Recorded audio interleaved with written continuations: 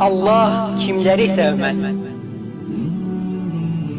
Allah haddi aşanları sevmez. Allah bozgunculuğu sevmez. Allah küfürde ve günahta ısrar edenleri sevmez. Allah kafirleri sevmez. Allah kendini beğenen ve kibirlenenleri sevmez. Allah hainlik eden ve çokça günahkar olanları sevmez.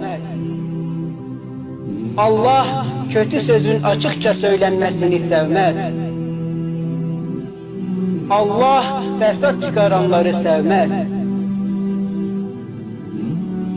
Allah israf edenleri sevmez. Allah büyüklük taslayanları sevmez. Allah hainleri ve nankörleri sevmez. Allah şımarıkları sevmez. Allah zalimleri sevmez.